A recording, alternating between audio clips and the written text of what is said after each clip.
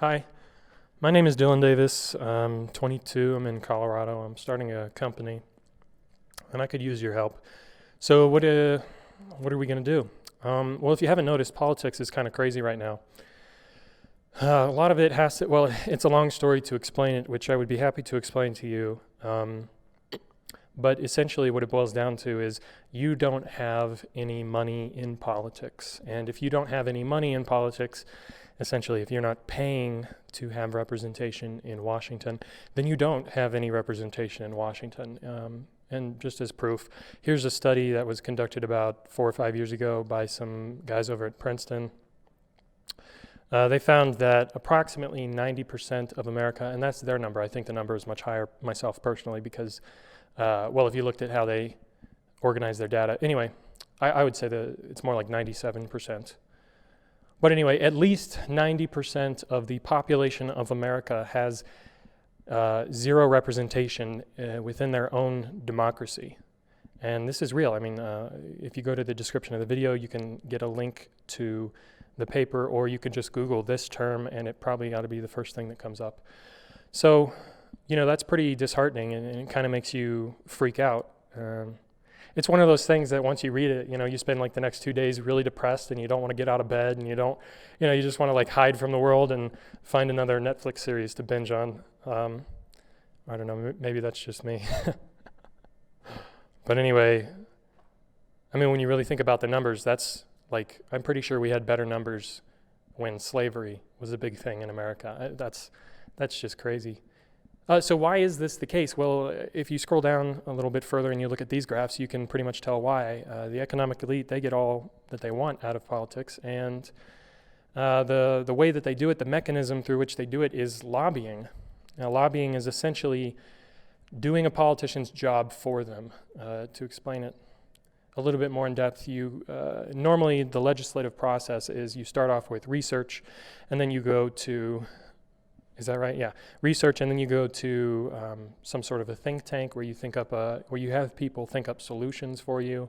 Really high IQ people. You pay them a bunch of money, and they come up with a solution to your particular problem. And then you hire a lawyer, and you draft the actual legislation, and then you hire a lobbyist to take all of the research that you've collected or conducted and the new idea that you've turned into legislation. You hire a lobbyist to take all of this and put it in the hands of a politician who then hopefully votes for it. And the reason they would work with you on this is because you're making the appropriate campaign contributions, and you've made it apparent to them through some grassroots organizations, and basically getting people. There's a lot of different ways to do it, but anyway, you make it apparent to the politicians that their constituents really support whatever idea you're trying to push through politics. And obviously, in this scenario, you are some mega corporation or you are some billionaire. And that's pretty much all of the legislation that happens in Washington these days. I know it's really kind of a sad thing to talk about. And well, I don't know. I just hope people are ready to believe that, because that's what's happening. And if you're not ready to believe that, then you're going to continue being left behind. Because the political game has changed for reasons that I would love to get into some other time. Well, anyway, the point is, so how do we fix this problem? Done a lot of work on this, and the only way that I can figure is that we get our own money in politics. Now, there's 100 reasons why this would help us. I'll just name a few. One of those is that there's no competition right now for billionaires and multi-million-dollar multinational corporations.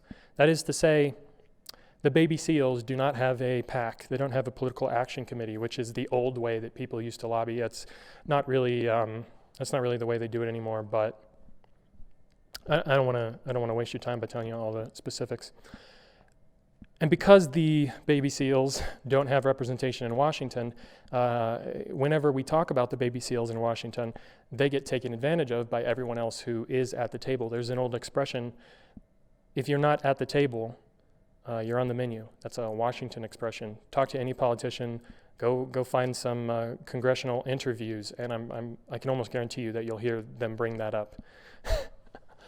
But anyway, so if one guy with $1 million can get a law that they want in politics, well, there's no reason that 1 million people with $1 each cannot also get a law that they want in politics.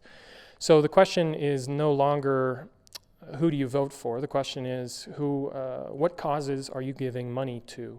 What causes do you want to see represented in Washington? The game has changed, and if you are not putting your money in Washington, if you are not buying representation, you don't have any. So what we need to do as a nation is figure out how to get that representation in Washington, and this is my particular solution to that problem. I believe that people need to organize around a group, or they need to get in a group and organize around something that they all have in common. And anymore in today's world, I'm not so sure that people within your community, I'm not so sure that everyone within a town feels the same way about every particular issue. And by the way, that's how we used to organize it, right? Which is by state. And we would elect someone from our state to go to Washington and hopefully represent us. But I mean, it's not the 1800s anymore. It's not like we're gonna elect John and his family, and they're all gonna pack up on a horse-driven carriage, and they're gonna bop along the cobblestone streets all the way to Washington D.C. And they're gonna live up there from now on, and hopefully they represent us, right? Fundamentally, that's the only reason that we did that in the first place was because of the logistics. That's why our political system is organized the way that it is, largely because of logistics.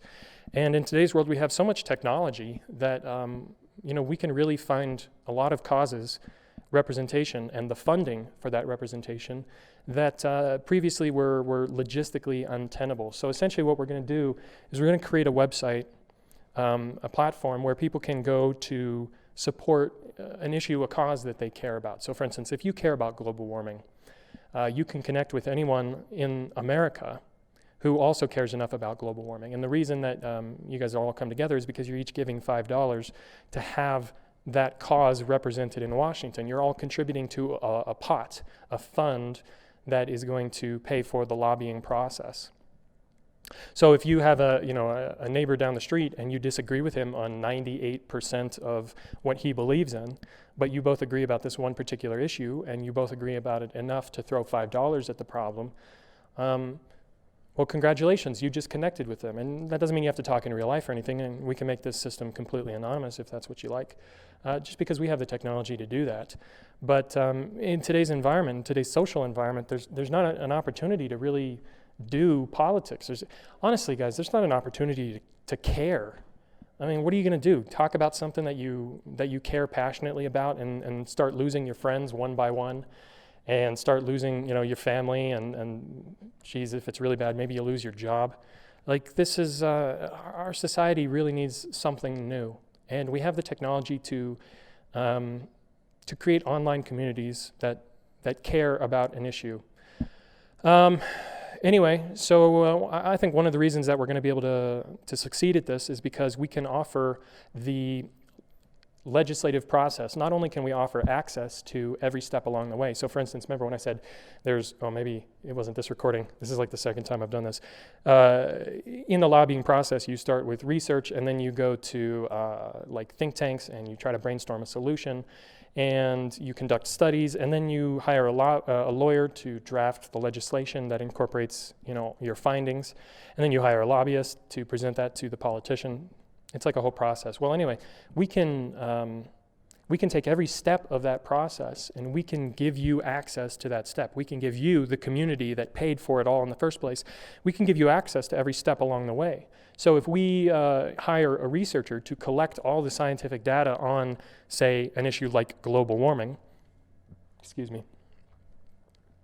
we can get the people who conducted those studies, and we can interview them, and we can stream it live on Twitch, and anybody with an internet connection can tune in, and sort of like the JRE podcast, the Joe Rogan podcast, we can talk with these academics for a period of 3 hours, and we can really get them to explain their science and what it means, and so on and so forth. And they would do this just to as a chance to sell their latest book or promote themselves. So that's really not a problem at all. But the point is, we can get these people to walk us through the science so that we actually know what's going on, instead of just hoping that a talking head shares it with us, or that we get a link to it on some social media site. Well, anyway, And while we are having this conversation, we can have you, the community, interact with the researcher or the lawyer or the think tank representative or whoever we hire. We can have you guys interact with that person in real time. Obviously, only if you want to.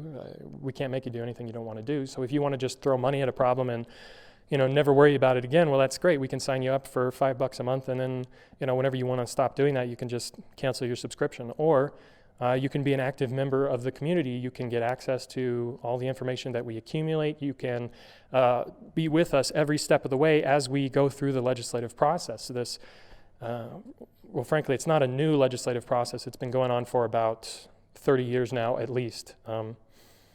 But it's new to 97% of us. So we can walk you through that process, and we can live stream everything. I mean, when we go in to talk to the politicians, when we bring a lobbyist in to talk to the politicians, we can live stream that whole process. There's nothing, technologically, there's 100 different opportunities, and we're not utilizing any of them right now. So, all right, I'm going to stop wasting your time. And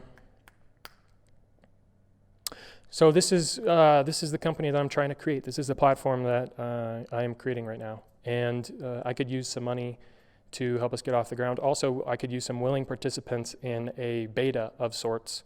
We think probably the first cause that we're going to champion is either going to be public school curriculum reform, which don't get me started. I could talk for 2 hours.